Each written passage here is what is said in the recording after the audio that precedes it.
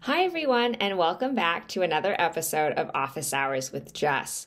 So today I want to talk about how to decide on which program to go to.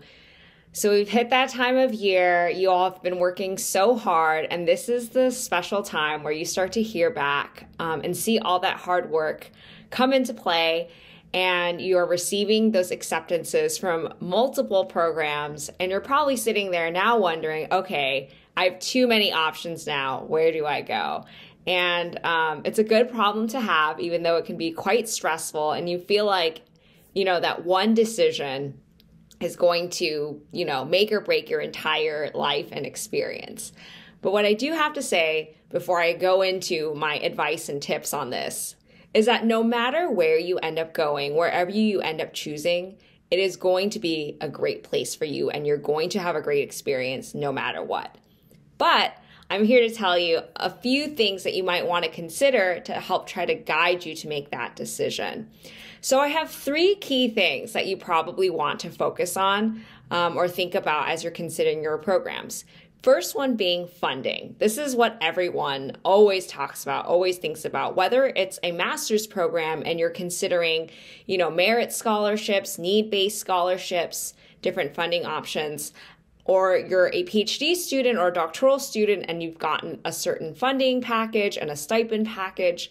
This is definitely something that's really important to consider because you need money in order to sustain and pay rent and eat. So, and everyone's financial situation is very different. So that is definitely something that I would weigh heavily and think about a lot as you're making this choice.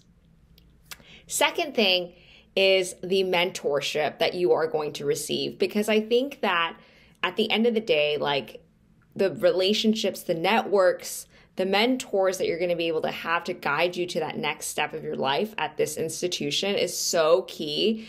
So I would really think about, who is it that you're going to be working with? Are their research interests like in line with yours? Or if not, are they going to be able to help connect you with other people or guide you in that direction? And also just like, if you know who your advisor is going to be, like, do you get along with them personally? Like, could you sit down and see yourself like having coffee with them and building a relationship with them? I think that's all important stuff to consider in thinking about the kind of mentorship that you'll receive. And that's a huge piece of this puzzle as well. And this third point, which I always think is very underrated and people don't think about this too much, is the location. So I definitely, being from California, came over here to the East Coast to do all of my graduate school, and it was a tough transition. And the weather, how cold it was, being so far away from, my family, those are all really difficult things that I had to work through and made my transition even more difficult. You might have like a partner that you also need to consider. That could be a whole nother episode of Office Hours with Jess, like, how to date during grad school. But, that's something that's important to consider, is like where your partner is and how that might influence where you are for graduate school. So keep all of that in mind and really think about, okay, how long is your program, and can you see yourself living in that city happily for however number of years?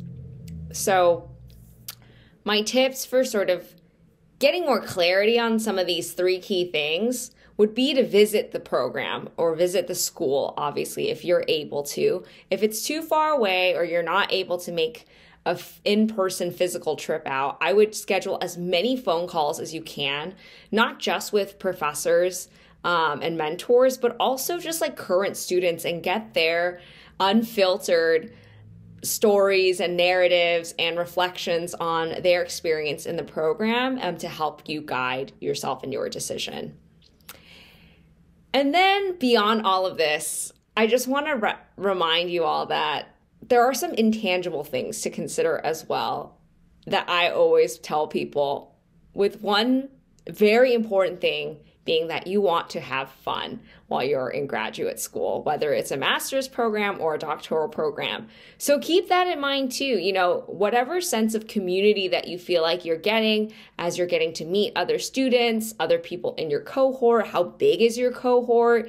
Is it small and close-knit or super huge, but then there's a lot of different people? But just think of that and like what kinds of social events you hear that they throw for their students. I don't know. It sounds silly, but it really is important because this is the kind of stuff that's going to keep you going when you're really grinding with the academics. And kind of on that same note, another intangible thing to consider when it comes to thinking of graduate programs, and this is kind of the scary thing to think about, but how much do you want to grow or change? And this was something that I'll share with you all now, my story of why I chose to go to Yale for my master's. So I was deciding actually between Yale and UCLA. UCLA would have been the comfy decision. It was in my backyard. I visited. It was beautiful, sunny. It felt very, kind of everything what I needed, all wrapped up in a pretty bow in a grad program. And then I went and visited Yale. And of course, it gave me a very different experience. It looked very different. It felt very different. The weather was very different. And I was stuck with this decision of, okay, I could go to UCLA where I would be closer to home, more comfortable. But then there's a part of me that was like, I need to experience something a little bit different in life. And this might be the best excuse and the best chance to do so. So I decided to take the path that was a little bit scarier for me. And there are definitely days when I look back and I'm like, wow, what might my life be like if I had just went to UCLA for graduate school? I might not own as many giant coats, but I think that moving across the country, putting myself in a new environment surrounded by a different culture, different people, physically a different space, it allowed me to grow and give me a lot of sort of life skills that I probably wouldn't have developed if I had just went to UCLA. So that's also something important to consider as well when you're thinking of which grad program you want to go to and sort of the kind of life experience that you want to get out of it too. It's not just what you're going to learn in the classroom, but what you're going to get out of the program overall. So those are kind of my little nuggets for you all to consider. Congrats to all of you who I'm sure have been accepted to one, if not multiple programs, which is why you're watching this video and want a little insight to help you decide. But good luck. Again, no matter where you end up, it's going to be a wonderful experience for you, and you're about to start a really exciting journey in your academic path.